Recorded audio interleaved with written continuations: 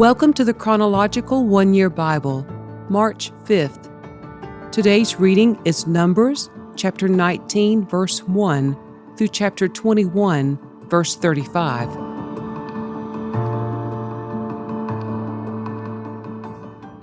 The Lord said to Moses and Aaron, "Here is another legal requirement commanded by the Lord. Tell the people of Israel to bring you a red heifer, a perfect animal that has no defects and has never been yoked to a plow. Give it to Eleazar the priest, and it will be taken outside the camp and slaughtered in his presence.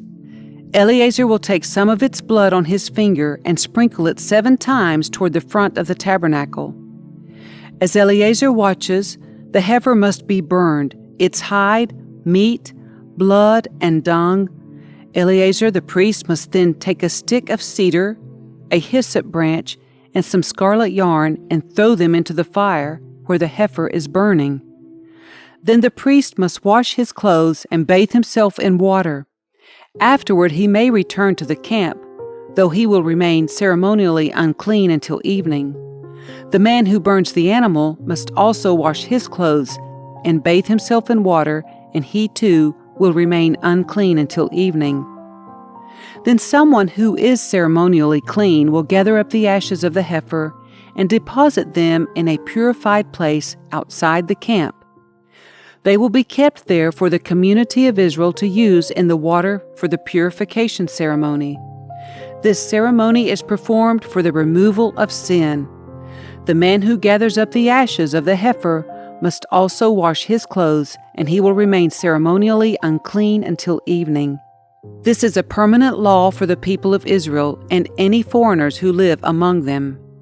All those who touch a dead human body will be ceremonially unclean for 7 days. They must purify themselves on the 3rd and 7th days with the water of purification. Then they will be purified. But if they do not do this on the 3rd and 7th days, they will continue to be unclean even after the 7th day.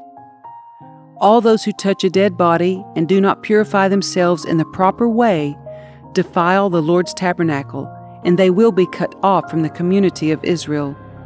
Since the water of purification was not sprinkled on them, their defilement continues. This is the ritual law that applies when someone dies inside a tent. All those who enter that tent and those who were inside when the death occurred will be ceremonially unclean for 7 days. Any open container in the tent that was not covered with a lid is also defiled. And if someone in an open field touches the corpse of someone who was killed with a sword, or who died a natural death, or if someone touches a human bone or a grave, that person will be defiled for 7 days.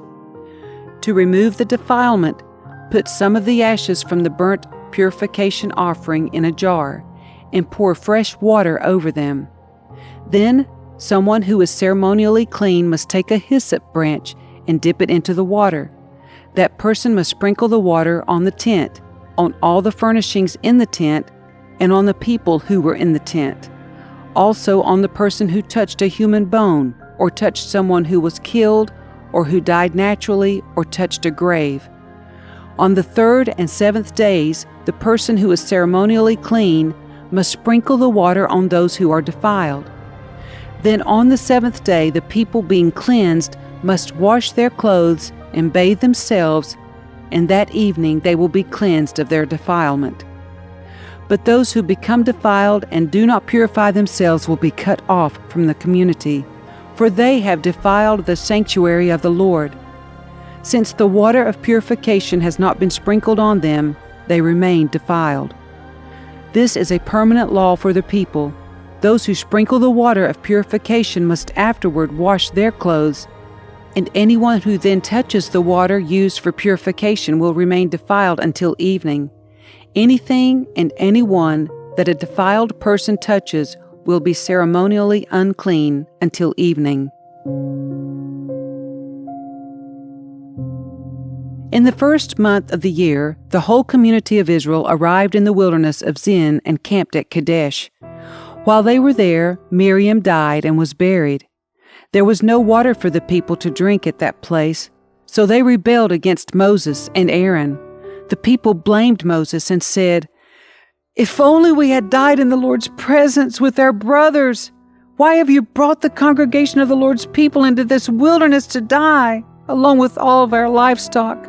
Why did you make us leave Egypt and bring us here to this terrible place? This land has no grain, no figs, no grapes, no pomegranates, no water to drink." Moses and Aaron turned away from the people and went to the entrance of the tabernacle, where they fell face down on the ground. Then the glorious presence of the Lord appeared to them, and the Lord said to Moses, "You and Aaron must take the staff and assemble the entire community. As the people watch, speak to the rock over there, and it will pour out its water. You will provide enough water from the rock to satisfy the whole community and their livestock." So Moses did as he was told. He took the staff from the place where it was kept before the Lord. Then he and Aaron summoned the people to come and gather at the rock. "Listen, you rebels," he shouted. "Must we bring you water from this rock?" Then Moses raised his hand and struck the rock twice with the staff, and water gushed out. So the entire community and their livestock drank their fill. But the Lord said to Moses and Aaron, "Because you did not trust me enough to demonstrate my holiness to the people of Israel, you will not lead them into the land I am giving them." This place was known as the waters of Meribah, which means arguing, because there the people of Israel argued with the Lord, and there he demonstrated his holiness among them.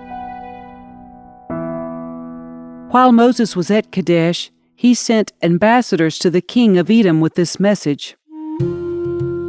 "This is what your relatives, the people of Israel, say. You know all the hardships we have been through. Our ancestors went down to Egypt, and we lived there a long time. And we and our ancestors were brutally mistreated by the Egyptians. But when we cried out to the Lord, he heard us and sent an angel who brought us out of Egypt. Now we are camped at Kadesh, a town on the border of your land. Please let us travel through your land. We will be careful not to go through your fields and vineyards. We won't even drink water from your wells. We will stay on the king's road and never leave it until we have passed through your territory."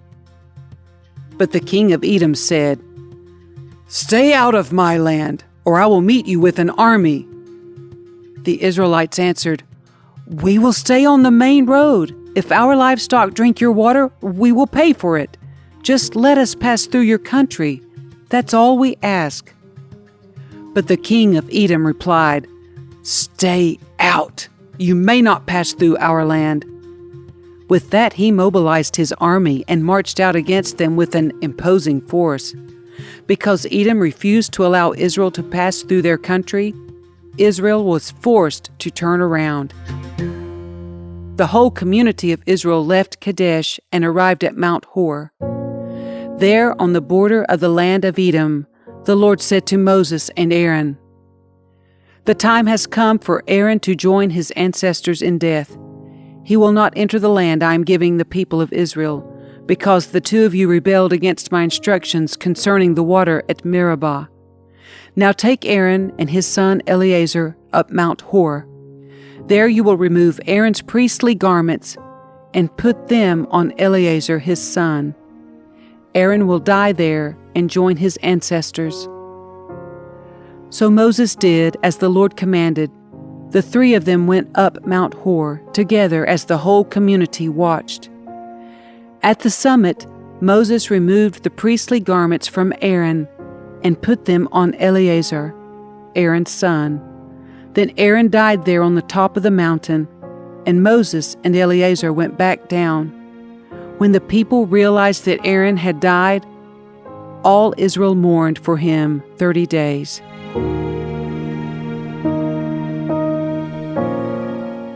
The Canaanite king of Arad, who lived in the Negev, heard that the Israelites were approaching on the road through Atharim. So he attacked the Israelites and took some of them as prisoners. Then the people of Israel made this vow to the Lord: "If you will hand these people over to us, we will completely destroy all their towns." The Lord heard the Israelites' request and gave them victory over the Canaanites. The Israelites completely destroyed them and their towns, and the place has been called Hormah ever since. Then the people of Israel set out from Mount Hor, taking the road to the Red Sea, to go around the land of Edom. But the people grew impatient with the long journey, and they began to speak against God and Moses. "Why have you brought us out of Egypt to die here in the wilderness?" they complained. "There is nothing to eat here and nothing to drink, and we hate this horrible manna." So the Lord sent poisonous snakes among the people, and many were bitten and died. Then the people came to Moses and cried out, "We have sinned by speaking against the Lord and against you. Pray that the Lord will take away the snakes." So Moses prayed for the people. Then the Lord told him, "Make a replica of a poisonous snake and attach it to a pole. All who are bitten will live if they simply look at it." So Moses made a snake out of bronze and attached it to a pole. Then anyone who was bitten by a snake could look at the bronze snake and be healed. The Israelites traveled next to Oboth and camped there. Then they went on to Abiram in the wilderness on the eastern border of Moab. From there they traveled to the valley of Zered Brook and set up camp. Then they moved out and camped on the far side of the Arnon River in the wilderness adjacent to the territory of the Amorites. The Arnon is the boundary line between the Moabites and the Amorites. For this reason, the Book of the Wars of the Lord speaks of the town of Vaheb in the area of Suphah and the ravines of the Arnon River, and the ravines that extend as far as the settlement of Ar on the border of Moab. From there the Israelites traveled to Beer, which is the well where the Lord said to Moses, "Assemble the people, and I will give them water." There the Israelites sang this song, "Spring up, O well, yes, sing its praises. Sing of this well, which princes dug, which great leaders hollowed out with their scepters and staffs." Then the Israelites left the wilderness and proceeded on through Mattanai, Nahaliel, and Bamoth. After that, they went to the valley in Moab, where Pisgah Peak overlooks the wasteland. The Israelites sent ambassadors to King Sihon of the Amorites with this message: "Let us travel through your land. We will be careful not to go through your fields and vineyards. We won't even drink water from your wells. We will stay on the king's road until we have passed through your territory." But King Sihon refused to let them cross his territory. Instead, he mobilized his entire army and attacked Israel in the wilderness, engaging them in battle at Jahaz. But the Israelites slaughtered them with their swords and occupied their land from the Arnon River to the Jabbok River. They went only as far as the Ammonite border because the boundary of the Ammonites was fortified. So Israel captured all the towns of the Amorites and settled in them, including the city of Heshbon and its surrounding villages. Heshbon had been the capital of King Sihon of the Amorites. He had defeated a former Moabite king and seized all his land as far as the Arnon River. Therefore the ancient poets wrote this about him: "Come to Heshbon, and let it be rebuilt. Let the city of Sihon be restored. A fire flamed forth from Heshbon, a blaze from the city of Sihon. It burned the city of Ar in Moab. It destroyed the rulers of the Arnon heights. What sorrow awaits you, O people of Moab! You are finished, O worshippers of Chemosh. Chemosh has left his sons as refugees, his daughters as captives of Sihon, the Amorite king. We have utterly destroyed them, from Heshbon to Dibon. We have completely wiped them out as far away as Nophah and Medeba." So the people of Israel occupied the territories of the Amorites.